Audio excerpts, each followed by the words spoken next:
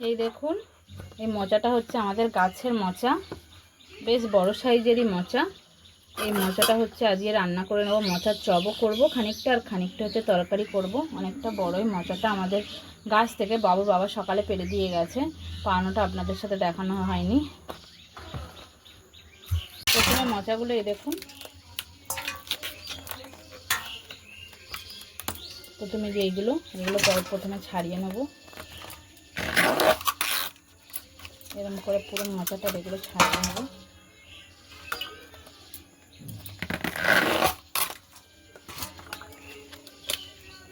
ছাড়িয়ে নেব মোচাটা।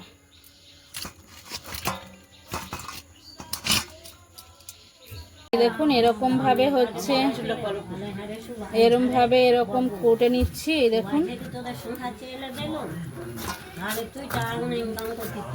এরকম করে, এই দেখুন এরকম ভাবে কুটে নিচ্ছি সবগুলো। এই দেখুন,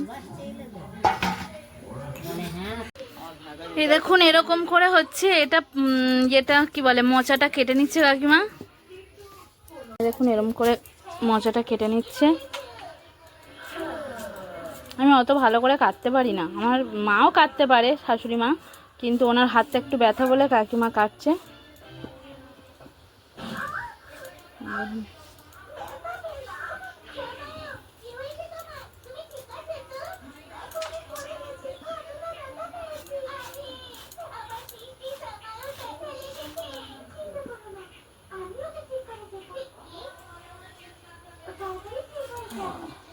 এরকম করে পুরো মোচাটা কেটে নেবে। দেখুন মোচার আলুটা একসাথে সিদ্ধ বসিয়ে দিচ্ছি। কড়ার মধ্যে মোচা দিয়ে দিয়েছি, নিচে জল আছে, ওটা আপনাদের দেখানো হয়নি। এবার সিদ্ধ করতে দিয়ে দেবো। এই যে ঢাকা দিয়ে দিচ্ছি। মোচাটা তো কেটে নিলাম, আপনাদেরকে দেখালাম। ওর মধ্যে পরিমাণ মতো পেঁয়াজ কুচি দিয়ে দিচ্ছি। এই দেখুন অল্প করে আদা বাটা, অল্প করে রসুন বাটা, মানে রসুন ওই থেতলানো মতো, অল্প করে ধনের গুঁড়ো, অল্প করে হলুদ গুঁড়ো, অল্প করে জিরের গুঁড়ো, অল্প করে কালো জিরে,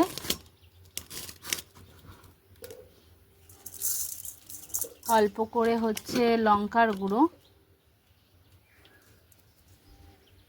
অল্প করে লবণ, অল্প করে বেসন, সব কিছু দিয়ে এই যে ভালো করে মেখে নেবো। আমি ভালো করে মেখে নেব। এই দেখুন মাখানোটা ঠিক এরম হয়েছে। এবার এর মধ্যে একটুখানি বেসন, কাঁসার থালার মধ্যে বেসন নিয়ে নিয়েছি।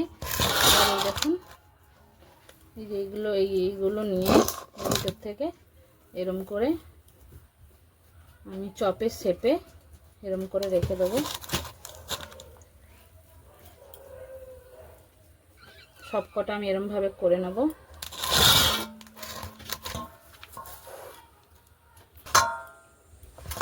এই দেখুন সবগুলো হয়ে গেছে। এই দেখুন সবগুলো মিলে এতগুলো হয়েছে। এবার আমি হচ্ছে চপটা ভেজে নেব। গরম হয়ে গেছে, আর আমি এই যে চপগুলো যে আপনাদেরকে দেখালাম করে রেখেছি, তো এই চপগুলো আমি একটা একটা করে ছেড়ে দেবো।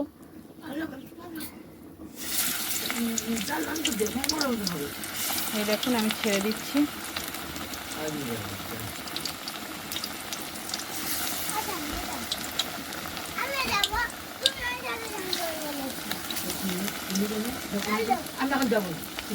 দেখুন এরকম করে অল্প অল্প করে সব ভেজে নেব সবগুলো। এই দেখুন করে নিচ্ছি।